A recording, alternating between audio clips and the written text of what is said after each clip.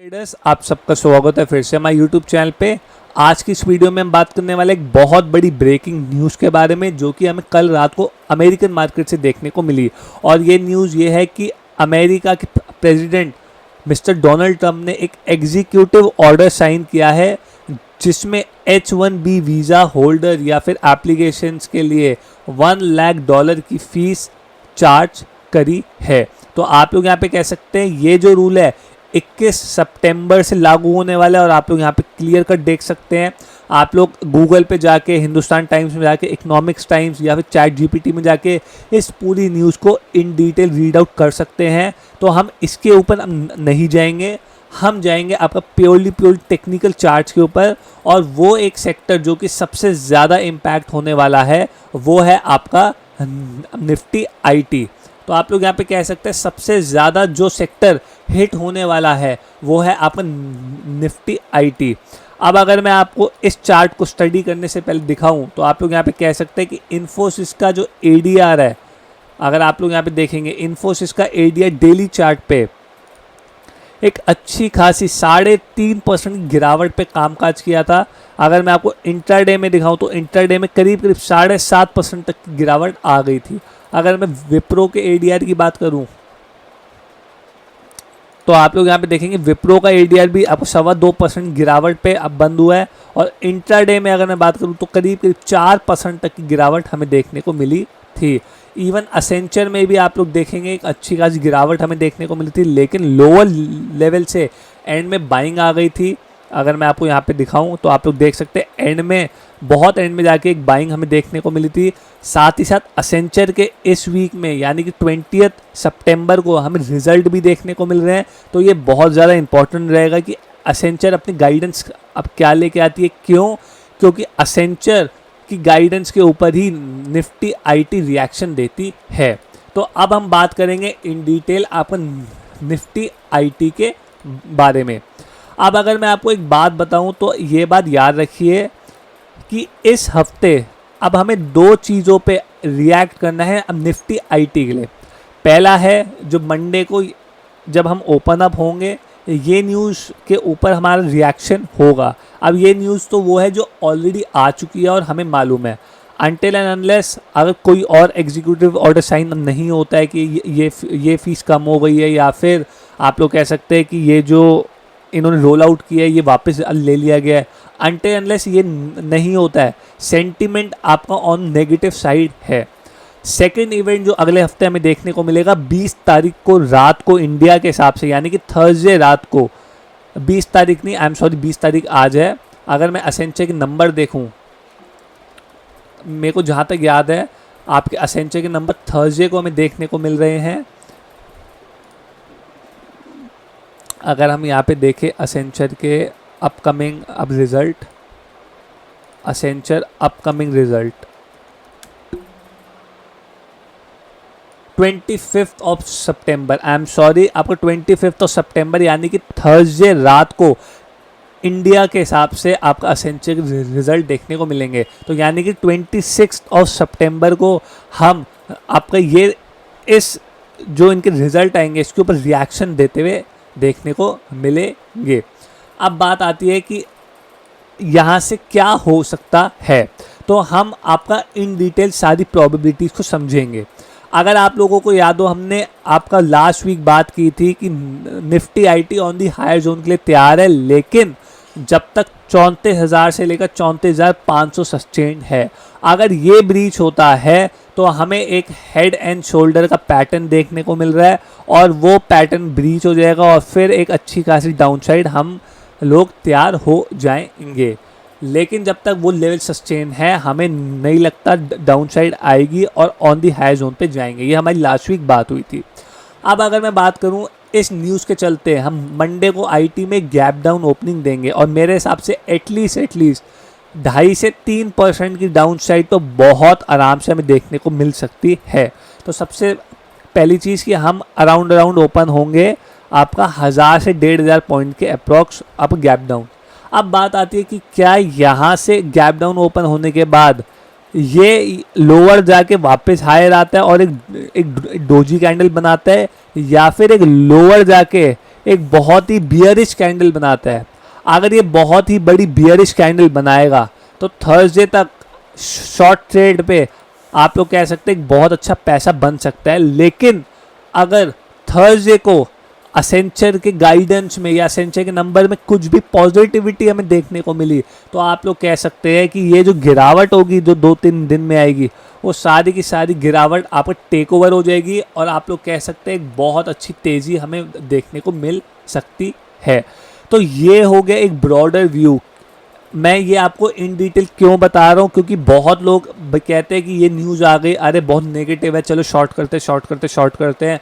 और कभी कभी मार्केट क्या करती है कि शॉर्ट के चक्कर में आपको ऑपोजिट साइड प्ले ऑन कर देती है। फॉर एग्जांपल मैं आपको दिखाता हूँ, यहाँ पे आप लोग देख सकते हैं, यहाँ पे आपको 4 दिन लगातार एक अच्छे बियरिश कैंडल हमें देखने को मिला और इवन यहाँ पे भी एकदम लोअर एज पे जाके बंद हुआ। तो सबको यही था कि अब तो मार्केट गया।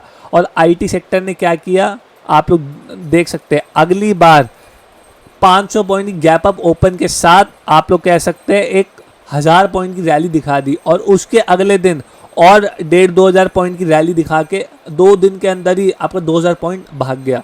तो ये चीज़ आपको समझनी है कि कहाँ पे आप शॉर्ट साइड प्ले कर सकते हो, कहाँ पे आप लॉन्ग साइड प्ले कर सकते हैं, वो आपको देखना पड़ता है। रिस्क रिवॉर्ड रेशियो जो होता है वो बहुत ज़्यादा इम्पॉर्टेंट होता है। तो हमारे हिसाब से हम अभी भी जब तक 34,000 से लेकर 34,500 ये जोन सस्टेन्ड है, हम बाय ऑन डिप्स की स्ट्रैटेजी के साथ ही काम करेंगे।